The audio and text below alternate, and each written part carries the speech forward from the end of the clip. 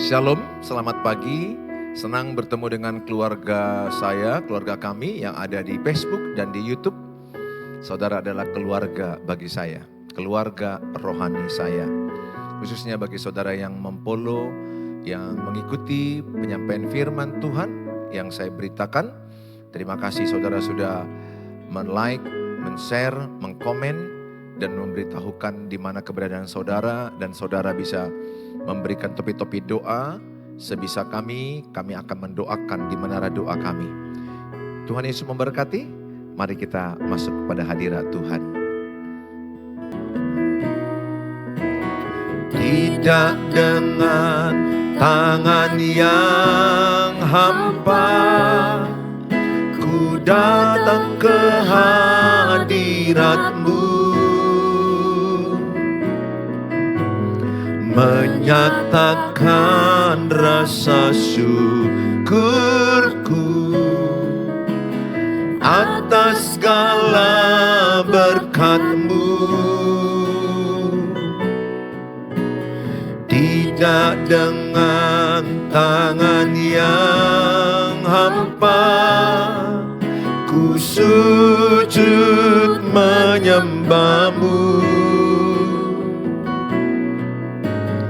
persembahkan seluruh hidupku di atas mezbah-Mu.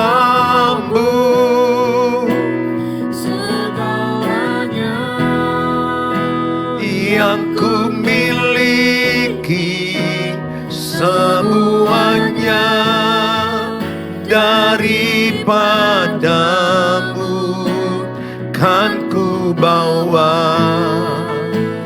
Persembahanku yang terbaik hanya bagi-Mu. Segalanya yang ku miliki, semuanya daripada-Mu kan ku bawa. Persembahanku yang terbaik hanya bagi-Mu. Segalanya yang ku miliki, semuanya daripada-Mu kan ku bawa. Persembahanku yang terbaik hanya bagi-Mu kan ku bawa. Persembahanku yang terbaik hanya bagi-Mu kan ku bawa. Persembahanku yang terbaik hanya bagi-Mu. Mari kita bawa yang terbaik kepada Tuhan Yesus. Mari kita membawa hidup kita kepada Tuhan. Mari kita persembahkan hanya kepada Tuhan Yesus. Ku bawa kepadamu, oh Tuhan, persembahanku ini. Ku ingin Engkau menerima korban syukurku melalui pujian. Katakan, ku bawa kepadamu persembahan hidupku. Ku bawa kepadamu, oh Tuhan, persembahanku ini.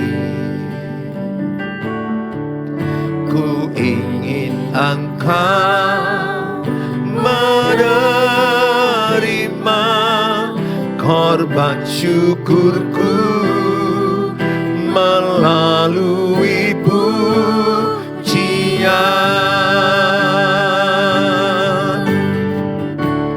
Takkan pernah ku bawa selain yang terbaik, yang harum dan sejati di hadapan tatamu. Yesusku, terimalah korban syukurku ini yang mengalir di hatiku sebagai penyembahanku.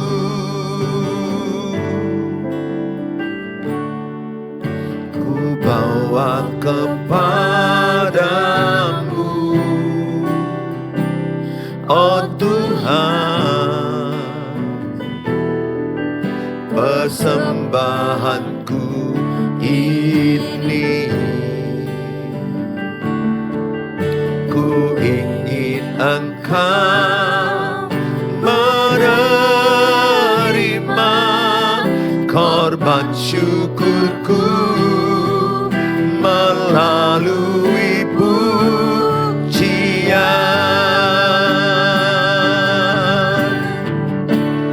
Takkan pernah ku bawa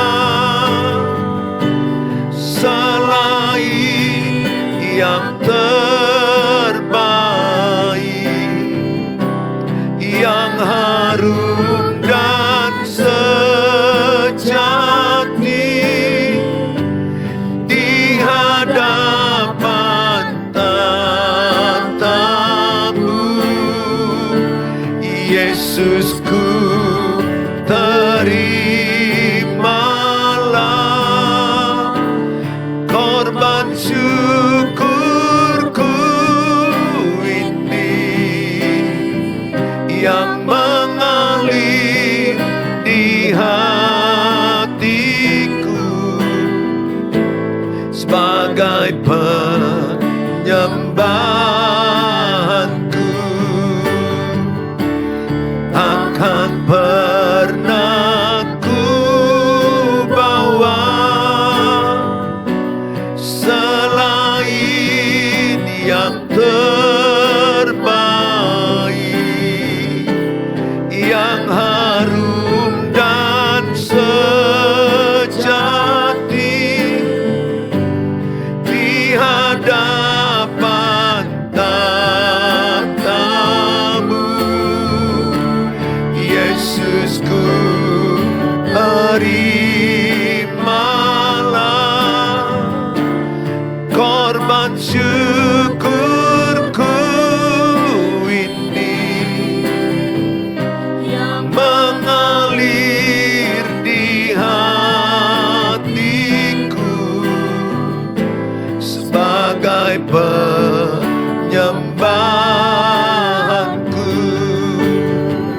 yang mengalir di hatiku, yang mengalir di hatiku, yang mengalir di hatiku sebagai penyembahanku.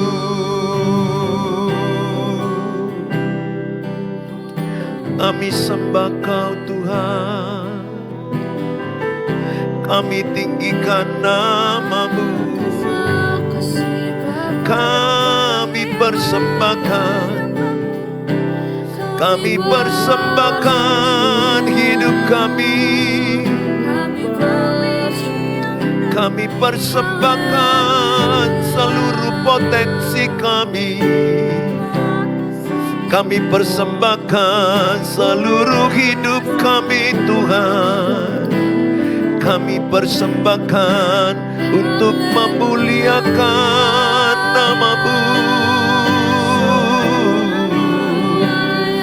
Kami persembahkan hanyalah bagi-Mu Tuhan. Kami serahkan dalam tangan-Mu. Pakailah hidup kami, pakailah kami. Berkatilah umat-Mu Tuhan. Berkatilah yang menyaksikan tayangan ini. Kuatkan, hiburkan, tolonglah kami semuanya. Kami percaya hidup kami dalam tangan-Mu. Penjagaan-Mu, pembelaan-Mu, pertolongan-Mu bagi kami Tuhan. Terima kasih, terima kasih. Segala pujian bagi-Mu, segala hormat bagi-Mu. Terima kasih Tuhan. Terima kasih Bapak. Haleluya. Kami serahkan hidup kami dalam tangan-Mu. Kami berikan yang terbaik hanya bagi Tuhan. Beri yang terbaik bagi-Mu. Ku relakan segalanya yang terbaik bagi-Mu. Segenap hatiku dan segenap jiwaku.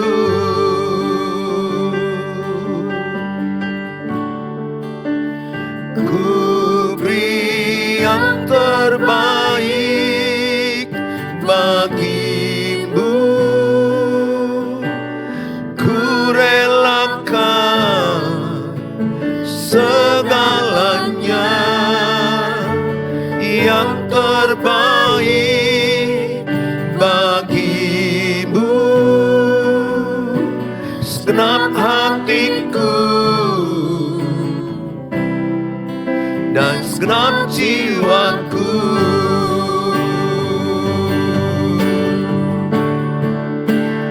Ku beri yang terbaik bagi-Mu. Ku relakan segalanya yang terbaik bagi-Mu. Segenap hatiku dan segenap jiwaku. Hatiku dan segenap jiwaku. Segenap hatiku dan segenap jiwaku. Kami memberikan yang terbaik bagi-Mu Tuhan. Segenap hati kami, segenap jiwa kami berikan bagi Tuhan. Terima kasih Bapa, dalam Tuhan Yesus kami berdoa. Kami siapkan hati kami mendengarkan firman Allah. Dalam Tuhan Yesus kami berdoa. Amin. Shalom. Selamat pagi saudara yang saya kasihi. Hari ini kita membahas tema sungguh-sungguh berdoa. Dalam 2 episode yang terakhir saya menerangkan kekuatan doa. Kekuatan doa dalam Filipi 4 ayat 6. Yang pertama adalah doa dapat mengubah kekhawatiran menjadi damai. Itu yang pertama. Di slide yang pertama kita bisa lihat bahwa doa dapat mengubah kekhawatiran menjadi damai. Nah saudara, sekhawatir apa hidupmu, setakut apa hidupmu, maka engkau kalau berdoa sungguh-sungguh dengan iman percaya kepada Tuhan Yesus, maka ketika itu juga hatimu damai, tenang, dan ada kekuatan Tuhan. Jadi doa bukan membuat kita tidak punya masalah, tapi doa membuat kita tenang. Ciri-ciri pendoa bahwa ketika ada masalah, responnya tenang. Itu ciri pendoa. Orang yang kurang berdoa, ciri-cirinya ada masalah, panik, emosi, marah, dan menyalahkan, menuntut. Nah ini orang yang kurang berdoa. Tapi orang yang sungguh-sungguh berdoa, yang membuat doa itu gaya hidupnya, maka ketika ada masalah, dia meresponinya dengan benar, dia meresponinya dengan tenang, dia meresponinya dengan damai, sejahtera. Sehingga sangat penting kita memiliki gaya hidup berdoa. Dimanapun lagi kerja bisa berdoa, naik sepeda motor bisa berdoa, naik mobil bisa berdoa. Tentu doa dengan komunikasi dari hati kepada Tuhan. Tetapi jauh lebih baik kita bangun pagi hari, kita membangun mesbah doa, kita punya waktu khusus dengan Tuhan, kita punya persekutuan pribadi dengan Tuhan, tutup kamar, berdoa pribadi, tidak dilihat orang. Jadi doa yang benar itu tidak perlu orang tahu. Kita dengan Tuhan secara pribadi, hubungan pribadi dengan Tuhan. Kunci pintu kamar, berlutut, berdoa, bersekutu pribadi dengan Tuhan. Sehingga hanya Tuhan yang tahu bahwa engkau adalah sungguh-sungguh berdoa. Kita tidak perlu berdoa itu pamer sama orang, memberitahukan aku ini pendoa. Tidak perlu. Dari cara hidup kita, pembawaan hidup kita, cara meresponi, kelihatan kok dia pendoa atau tidak pendoa. Oleh karena itu saya mengajak mas saudara, ketika engkau khawatir, datang kepada Tuhan, ada damai sejahtera. Nah yang kedua dikatakan adalah bahwa doa mengubah kekalahan menjadi kemenangan. Yang 2 hari lalu saya sudah sampaikan bagaimana Musa mengangkat tangannya, maka Yosua menang di lembah dengan orang Israel, mengalahkan orang Amalek. Tapi ketika Musa letih berdoa, maka Yosua kalah di lembah peperangan. Israel kalah di lembah peperangan. Intinya begini, sepanjang tangan saudara terangkat berdoa, ini bukan masalah tangan terangkat ya, mau lipat tangan, mau angkat tangan, silakan. Yang penting hati kita tertuju kepada Tuhan. Doa itu adalah napas kehidupan, nefes. Doa itu adalah hubungan relasi antara Tuhan dengan kita pribadi. Nah ketika engkau terhubung dengan Tuhan, itu lebih tepat ya. Ketika saudara terhubung dengan Tuhan, engkau sedang menuju kepada kemenangan. Ketika engkau masih tetap berdoa, masih tetap engkau mengangkat tangan, masih tetap engkau terhubung dengan Tuhan, percayalah sepanjang seseorang terhubung dengan Tuhan, dia sedang on the track, sedang dalam jalur benar, sedang dalam jalur kemenangan. Tidak peduli apa masalahnya, tidak peduli apa persoalannya, sepanjang dia dalam sikap berdoa meresponi masalah. Saya percaya sebagaimana Musa mengangkat tangan, maka Israel menang. Sebagaimana Musa berdoa ditopang oleh Harun dan Hur, karena dia juga manusia bisa letih. Tapi ada penopang dia. Perlu kita ada penopang doa. Ada orang yang mensupport kita, yang ikut mendoakan kita. Orang-orang yang mengasihi kita. Orang-orang yang sangat-sangat dipakai Tuhan untuk mensupport kita, mendoakan kita. Jadi kita butuh juga ada orang yang mendoakan kita. Seperti saya mendoakan jemaat-jemaat yang ada di YouTube, jemaat-jemaat yang ada di Facebook. Saya mendoakan supaya saudara kuat dalam Tuhan dalam menghadapi cobaan demi cobaan. Nah, yang ketiga kita akan belajar dari Nabi Elia, bagaimana berdoa itu dengan sungguh-sungguh. Ini menjadi tema yang saya berikan kepada kita hari ini, berdoa sungguh-sungguh. Saya katakan sungguh-sungguh berdoa, itu lebih tepat ya, sungguh-sungguh berdoa. Nah saudara, kita baca di dalam Yakobus pasal 5 ayat 17 sampai 18. Elia adalah manusia biasa sama seperti kita dan ia telah bersungguh-sungguh berdoa. Ini tema kita, bersungguh-sungguh berdoa. Supaya hujan jangan turun dan hujan pun tidak turun di bumi selama 3 tahun dan 6 bulan. Lalu ia berdoa pula dan langit menurunkan hujan dan bumi pun mengeluarkan buahnya. Kalau saya bacakan pada ayat yang ke 15, 16 ya, saya bacakan di sini. Dan doa yang lahir dari iman, ya, doa yang lahir dari iman akan menyelamatkan orang sakit itu. Dan Tuhan akan membangunkan dia. Dan jika ia telah berbuat dosa, maka dosanya itu akan diampuni. Ayat 16. Karena itu hendaklah kamu saling mengaku dosamu dan saling mendoakan supaya kamu sembuh. Doa orang yang benar bila dengan yakin didoakan sangat besar kuasanya. Maka kalau kita lihat pada ayat 15 dikatakan, dan doa yang lahir dari iman. Dalam Lukas 18 ayat 8, Tuhan berkata dalam perumpamaan janda dengan hakim yang lalim. Bagaimana janda itu terus menerus datang kepada hakim yang lalim itu supaya haknya dibela. Dalam perumpamaan ini janda ini enggak menyerah, janda ini terus datang supaya ditolong oleh hakim itu. Hakim ini dia merasa terganggu karena tiap hari didatangi. Maka dia membela janda ini. Maka Yesus berkata, tidakkah aku lebih daripada hakim yang lalim itu? Hakim yang lalim itu aja, kalau didatangi janda itu terus menerus, hakim itu membela. Apalagi saya, kalau engkau datang kepada Tuhan Yesus, kalau kita datang kepada Tuhan Yesus dengan tidak stop-stop, dengan tidak jemu-jemu, dengan tidak bosan-bosannya terus datang. Setahun belum dijawab, 2 tahun belum dijawab, 3 tahun belum dijawab. Ada orang pendarahan 12 tahun. Ada orang seperti Yusuf 13 tahun baru dijawab. Abraham 25 tahun baru dijawab. Musa 40 tahun baru dijawab. Daud 25 tahun baru dijawab. Ada kalanya kita mendapat jawaban doa itu bertahun-tahun.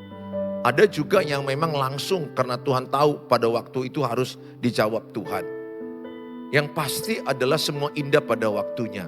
Oleh karena itu saya mengajak sama saudara, Lukas 18 ayat 8 bilang begini dalam perumpamaan janda dengan hakim yang lalim.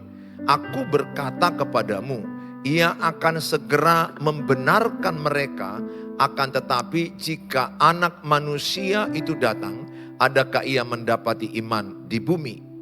Maka fokus Tuhan, adakah iman di doamu? Maka ayat yang ke-15 itu dikatakan Bapak Ibu, dan doa yang lahir dari iman akan menyelamatkan orang sakit itu. Jadi kalau saudara sakit, berdoa dengan iman, berkata, dalam Tuhan Yesus aku sembuh, dalam Tuhan Yesus aku sehat, dalam Tuhan Yesus aku diberkati, dalam Tuhan Yesus obatku diurapi. Kalau engkau dengan iman berdoa, ingat dalam iman tentu ada perbuatan ya. Tidak iman namanya kalau tidak ada perbuatan. Tapi dengan engkau berdoa dengan iman artinya percaya kepada kekuatan Tuhan. Markus 11 ayat 23-24. Jikalau engkau meminta sesuatu kepada Tuhan dengan iman yang tidak bimbang, dengan iman yang tidak ragu-ragu, maka engkau akan memperolehnya. Bahkan dikatakan ayat 24, bahkan engkau disuruh Tuhan membayangkan doamu itu telah dijawab Tuhan. Walaupun belum diterima saat ini. Mungkin saudara dalam keadaan sakit, Tuhan menyuruh bayangkan engkau sehat. Bayangkan engkau bisa berjalan. Bayangkan engkau bisa bekerja, bisa melayani Tuhan, bisa bersama keluarga. Sambil berkata dengan iman, aku sembuh, aku sehat. Tuhan memberikan aku kesehatan. Bayangkan imajinasimu engkau sedang bekerja. Imajinasikan engkau sedang melayani. Imajinasikan engkau sedang bersama dengan keluarga. Sehingga ada kekuatan iman yang membuat engkau sanggup menerimanya. Walaupun belum terjadi tapi imanmu telah menerima itu. Itu kekuatan iman. Iman itu belum melihat tapi kita percaya. Kita belum melihat ada sorga, tapi kita percaya kalau meninggal, kita meninggalkan dunia yang fana ini, kita akan pergi ke sorga yang kekal. Itu iman. Jadi iman itu sesuatu yang belum kita terima, tapi kita percaya. Belum kita lihat, tapi kita percaya. Maka doa yang lahir dari iman, kalau seseorang yang sakit berdoa dengan iman, maka dia disembuhkan Tuhan. Itu itu dalam kitab Yakobus 5 ayat yang ke-15. Jadi sangat penting Bapak Ibu, kalau engkau mungkin rumah tanggamu tidak harmonis, bayangkan rumah tanggamu harmonis. Bayangkan suamimu kembali, istrimu kembali. Kalau yang lari suami, bayangkan dia kembali. Kalau yang lari istri, bayangkan istri kembali. Bayangkan rukun damai, tertawa, memuji Tuhan, berdoa, melakukan pekerjaan, rumah tangga yang harmonis, rukun damai. Di rumah tangga saya pun masih adanya yang namanya tidak enakan. Tapi saya tetap berkata, rumah tanggaku harmonis, rumah tanggaku rukun, rumah tanggaku diberkati Tuhan. Terus saya memperkatakan dan membayangkan. Dan saya melihat ada perubahan demi perubahan. Tidak sempurna, tapi saya melihat buah daripada iman. Nah saudara yang saya kasihi, di dalam berdoa pun kita perlu belajar untuk mengaku dosa. Ayat 16, karena itu hendaklah kamu saling mengaku dosamu dan saling mendoakan supaya kamu sembuh. Doa orang yang benar bila dengan yakin didoakan sangat besar kuasanya. Jadi penting sekali kita mengaku dosa. Kalau memang kita di hati kita lah, saya sakit, di hatiku ada menyimpan benci, marah, dendam, geram. Saya harus mengaku dosa dulu, Tuhan ampuni saya benci dengan si A, saya geram dengan si B, saya sakit hati dengan si C. 1 Yohanes 1 ayat 9 katakan, jikalau kita mengaku dosa kita, maka dosa kita akan disucikan dan dikuduskan. Dari segala kejahatan kita akan dikuduskan Tuhan. Jadi penting ada pengakuan dosa. Karena dalam Yesaya 59 ayat 1 sampai 2 katakan begini, bukan kurang panjang tangan Tuhan. Yesaya 59 ayat 1 dan 2. Bukan kurang panjang tangan Tuhan menolong kita. Sesungguhnya tangan Tuhan tidak kurang panjang untuk menyelamatkan dan pendengarannya tidak kurang tajam untuk mendengar. Ayat yang kedua, tetapi yang merupakan pemisah antara kamu dan Allahmu ialah segala kejahatanmu. Dan yang membuat dia menyembunyikan diri terhadap kamu sehingga ia tidak mendengar ialah segala dosamu. Jadi kalau ada kejahatan, ada dosa yang kita lakukan, ada baiknya kita mengaku dosa. Saat mau beribadah, saat hari Minggu atau ada acara ibadah, pengakuan dosa itu penting. Saya berdosa tadi Tuhan, saya mengabaikan orang susah. Saya berdosa Tuhan, saya melawan orang tua. Saya berdosa Tuhan, saya melawan suami saya. Ampuni saya berdosa Tuhan, saya jatuh perzinahan. Ampuni saya Tuhan, saya mau tinggalkan perselingkuhan. Saya mau tinggalkan perzinahan. Sehingga penting sekali deklarasi pengakuan dosa itu penting sekali. Ketika engkau sadar engkau berbuat dosa, Tuhan mau engkau mengaku dosa dan dosamu diampuni Tuhan. Dan tentunya Tuhan mau engkau meninggalkan dosa itu.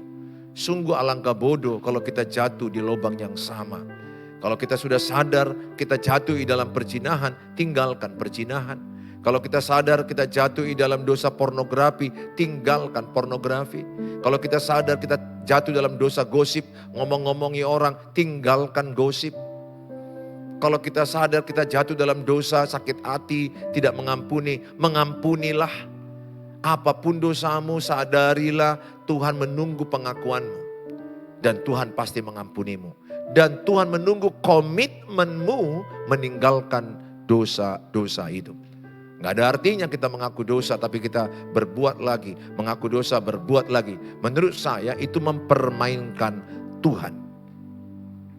Tapi kalau engkau sudah berjuang tapi mungkin masih terjatuh sekali, 2 kali, 3 kali, oke lah. Tuhan mengerti. Tapi jangan setiap kali kau melakukannya dan kemudian di gereja menangis, minta ampun, melakukan lagi berulang-ulang. Tuhan tahu hatimu sebenarnya tidak sungguh-sungguh bertobat. Saudara yang saya kasihi, kalau ada di antara Bapak Ibu mungkin sedang dalam perselingkuhan, pesan saya tinggalkan perselingkuhan. Tinggalkan dosa. Jangan beri kesempatan kepada iblis. Efesus 4 ayat 27 katakan, jangan beri kesempatan kepada iblis. Di akhir zaman ini banyak orang jatuh di perzinahan. Tidak ada yang kuat, tidak ada yang hebat. Yusuf pun tidak kuat. Yusuf itu menang karena dia lari dari istri Potifar.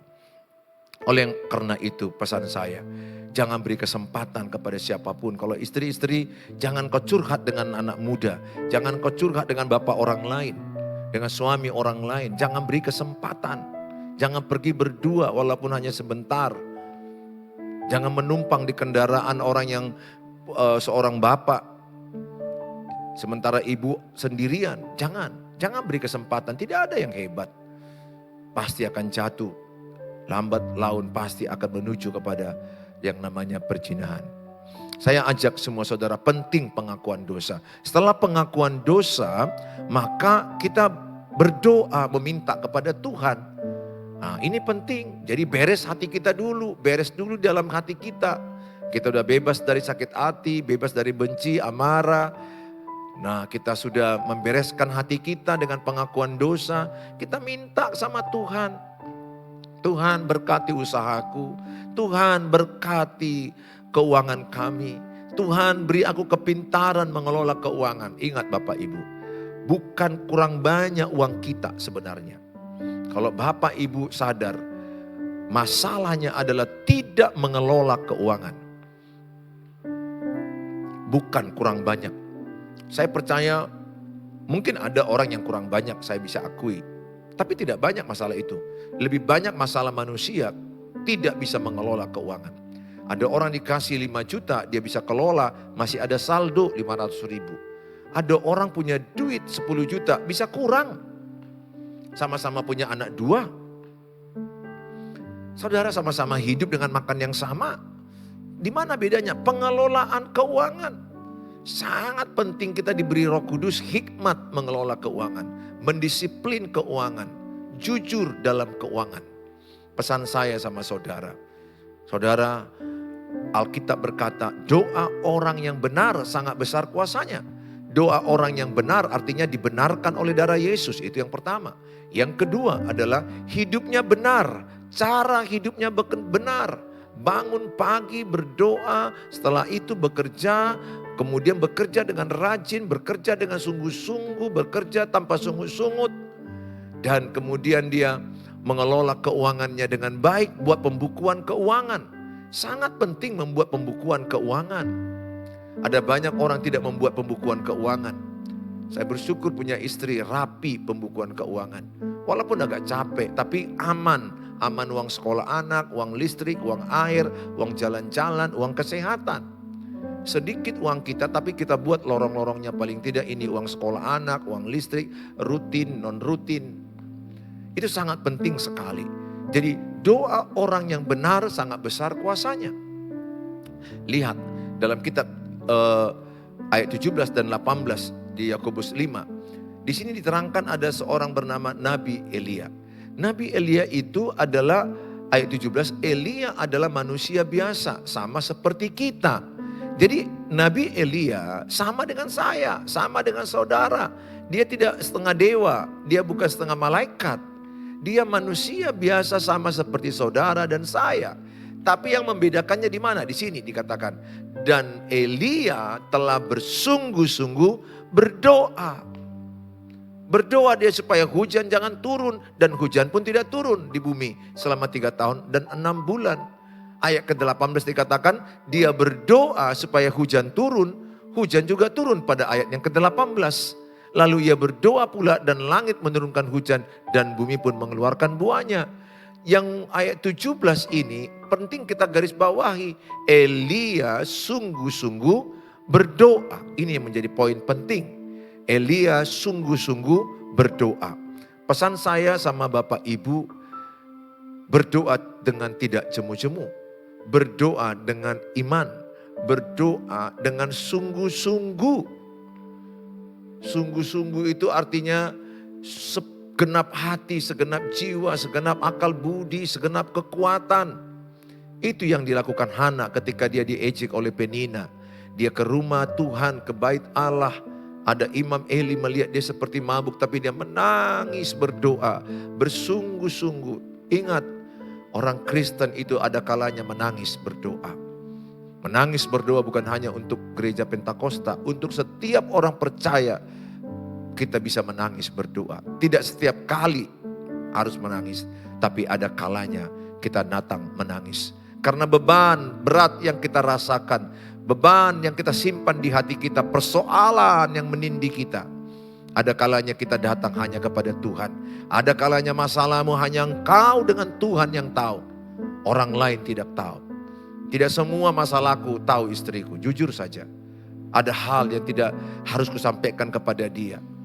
Bukan aku tidak mau terbuka sepenuhnya kepada dia. Keterbatasan dia menambah beban pikiran dia. Hal-hal yang bisa tertentu hanya Tuhan dan kita. Tapi ada baiknya memang suami istri bergandengan tangan, bersatu hati, saling mendoakan, saling mengetahui apa yang bisa diketahui. Tapi ada hal satu atau dua kadang-kadang kita sampaikan, nanti jadi beban pikiran. Sehingga kadang-kadang kita serahkan kepada Tuhan perjuangan hidup kita. Saya ajak sama saudara, antara saudara dan Tuhan yang paling penting. Saudara datang kepada Tuhan, ada kalanya kita bisa menangis berdoa, menyerahkan kepada Tuhan. Percayalah, kalau kita meniru teladan Nabi Elia. Elia manusia biasa sama seperti kita. Hanya dia berdoa sungguh-sungguh. Pesan saya kepada ibu yang sedang rumah tangganya dalam keadaan kesusahan. Atau dalam sakit penyakit yang Bapak Ibu alami saat menyaksikan tayangan ini. Udah banyak obat yang dimakan. Udah banyak obat yang dimakan. Sebenarnya bisa obat itu berkurang. Kalau hatimu damai, jiwamu tenang. Jiwamu tenang, hatimu damai, hanya dekat Allah saja. Hati kita damai dan tenang. Makanya saya sangat suka berdoa. Saya sangat suka menyembah Tuhan. Saya sangat suka baca Alkitab. Saya sangat suka di bait Allah, di rumah Tuhan. Karena itulah tempat healing yang terbaik yang ku tahu. Tidak salah kita pergi ke tempat liburan. Tapi jangan berharap di situ tempat engkau healing nomor satu. Healing yang terbaik di hadirat Tuhan. Oleh karena itu saya mengajak sama saudara, cintailah persekutuan pribadi dengan Tuhan. Matius 6 ayat 33, cari dahulu kerajaan Allah dan kebenarannya, maka sekaliannya tambahkan kepadamu. Tuhan Yesus memberkati saudara. Saya berharap semua saudara tekun berdoa. Berdoa dengan bersungguh-sungguh. Apapun pergumulanmu, mungkin masalah sakit penyakit, masalah keuangan, masalah anak-anak, masalah suami atau istri, persoalan dengan mertua, sebesar apapun masalahmu, saya percaya kekuatan doa membuat saudara yang khawatir damai dan tenang. Yang kedua, kekuatan doa membuat saudara akan hidup dalam berkemenangan. Tidak ada yang mustahil bagi Tuhan. Yang ketiga, berdoa itu membuat engkau melihat mujizat Tuhan itu nyata dalam hidup saudara. Tuhan Yesus memberkatimu, semangatlah dalam doa. Doa orang yang beriman pasti diberkati Tuhan. Doa orang yang benar sangat besar kuasanya. Semangat berdoa, jangan menyerah, tetap datang kepada Tuhan. Tuhan Yesus mengasihi kita. Mari kita berdoa. Bapa di sorga, dalam nama Tuhan Yesus, kami bersyukur Tuhan. Kalau pada saat pagi hari ini kami telah diberkati dengan firman Allah.